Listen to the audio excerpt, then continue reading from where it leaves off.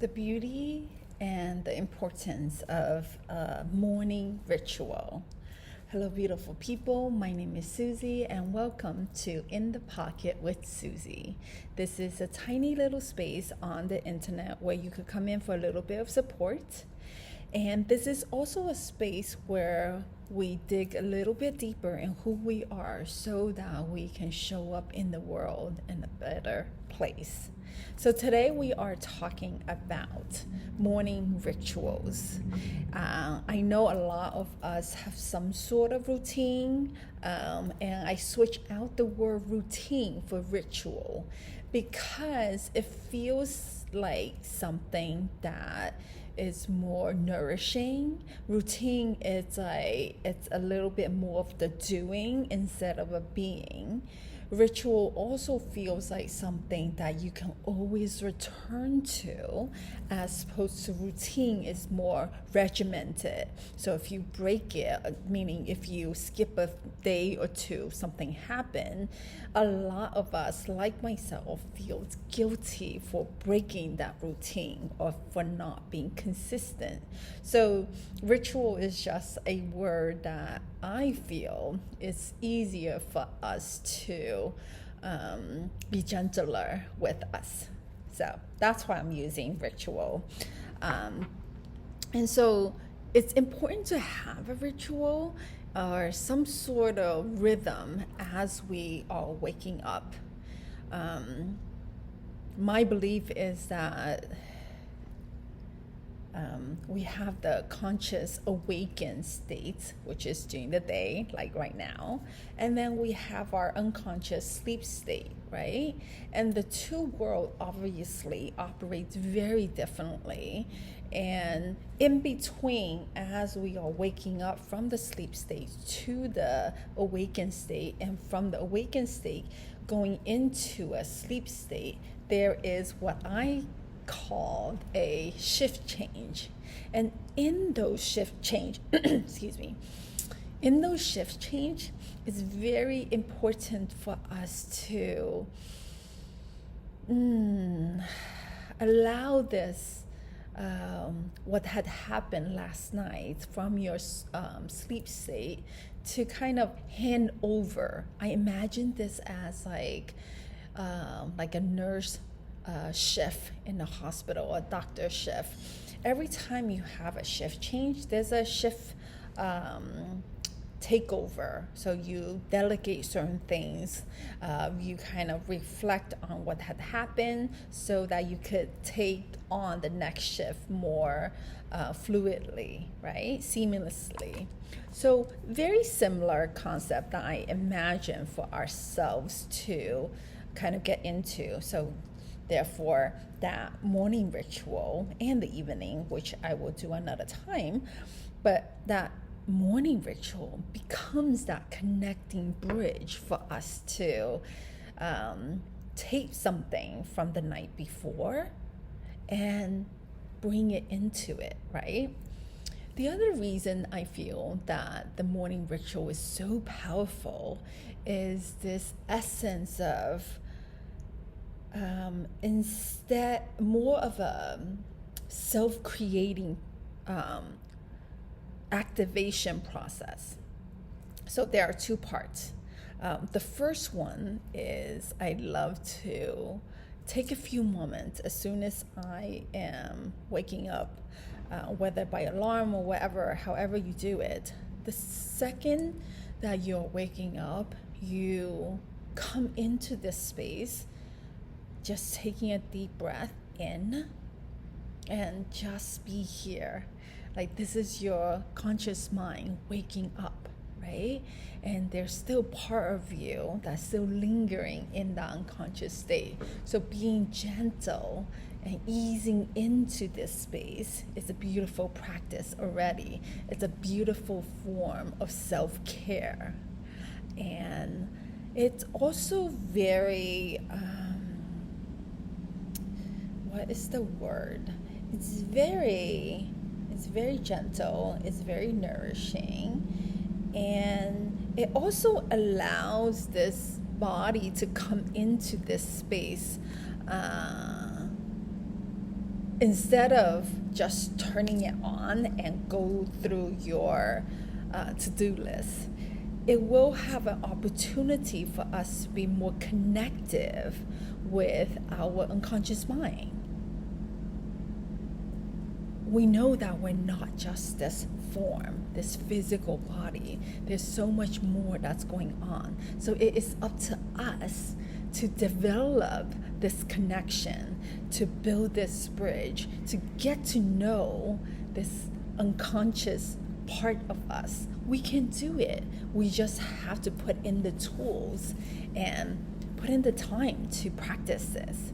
So what that means in practice is really coming into this space on being conscious and being present. The moment you wake up, you take a breath in, you feel your body waking up, and you get connected with your body on what it is that's going on. Like everything is open from the night before. Not everything is sort of closed in and completely detached yet. So I love to use these quiet moments as I am waking up to very consciously, very intentionally be like an open sort of sponge or receptor.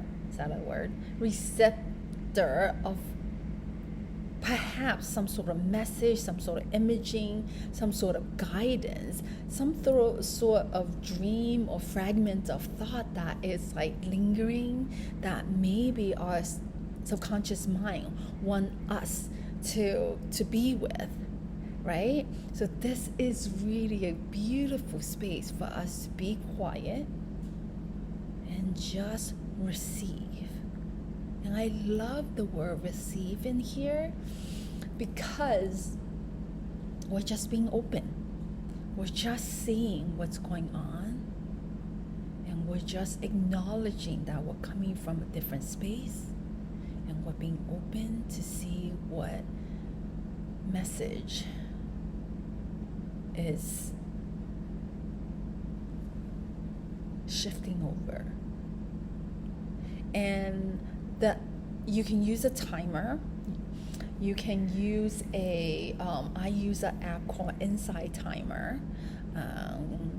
because it from the beginning of the timer that you set, it plays these beautiful different sounds of bells or gongs that really grounds and center me to that space. So that's a good idea.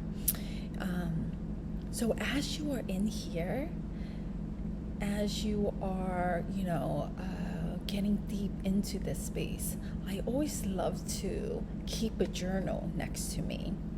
And a journal is not really, sometimes it's all very different every day. Sometimes I don't write anything. Other times there is like a really strong pulling message that I sometimes even open up my eyes and I start writing it out because it was so strong. And the more you practice this, the more you lean in to those callings, to those urges, to those intuitive moves.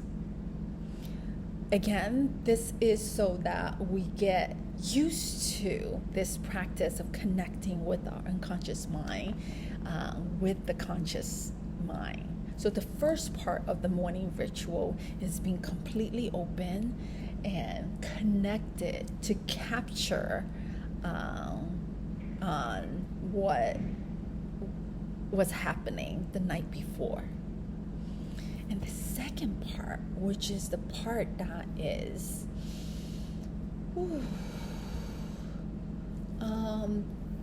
this self-activating, self-creating, self-declaration part. So this is like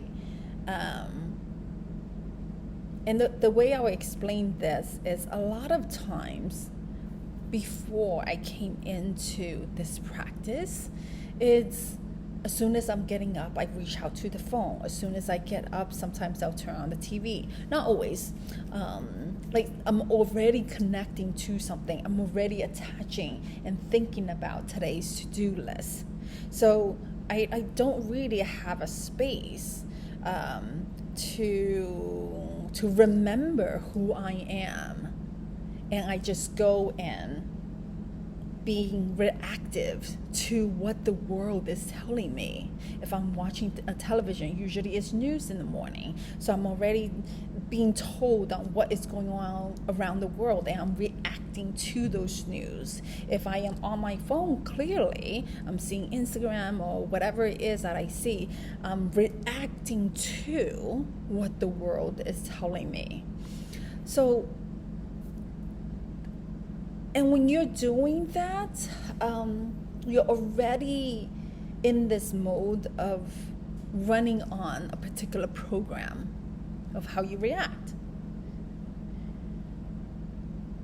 Now, imagine how strong, how centering, how grounding it would be as you're waking up. You've already gone through the first step of connecting and receiving with your unconscious self. And now from this space, consciously or not, right, you are now accepting that, and now you're declaring who you want to be in this world. And what I mean by that, we're really envisioning, we are really declaring, we are creating, we are speaking this best version, this, and I put best version as in like quotation mark, but this version of you that you feel and you can remember who you are. So for me, it is, I am a gift. I am a gift to myself. My art is a gift to the world. I am love. I am lovable. My love shines and radiant and benefits the world around me. My love, my smile is a gift, is a beauty that illuminates and ripples out to the world. Now, as you're saying, as I am speaking those words into the world, that's the first step of bringing that into existence. Let that settle. The words that you speak, the best version of you that you are envisioning, and you see yourself standing in the center of that, becomes you, built onto you. And over time, it is where you are speaking from. You're speaking from love. You're speaking from courage. You're speaking and creating the world around you. This is a powerful way to remember the radiance of you. And over time, as you dedicate the time to do these ritual, first part and the second part, you really are over time able to very lovingly, gently, but powerfully weave in and connect the unconscious you with all the beautiful messaging into this active declaration of who you want to see, who you want to be in the world. You're speaking and creating that into existence. That is powerful. Now, you go and turn on the TV, and you go on your phone, and you go through your to-do list, and you be with family, you be with conflict outside the world. You're less reactive, at least in the beginning, right? You just came through this powerful declaration of who you are in this world, and then you're faced with these news, these to-do lists, and you're like, I remembered I am powerful. I remembered I came from love. So therefore, the compassionate part of you flows out of you a little bit more naturally. Then you're stepping into the world from who you create yourselves to be. And now imagine doing that consistently for 30 days, for 3 months, for 6 months. Feel how powerful of a change that will be for you. And what I will end with is that we're talking about ritual. And like I mentioned in the beginning of the video, is that a ritual is something that you always come back to. A ritual is what I imagine that there is always a reserved seat for you to return to. So let go of the guilt, let go of the shame, let go of the story that you should have, you haven't. Just come back to it when you remember it.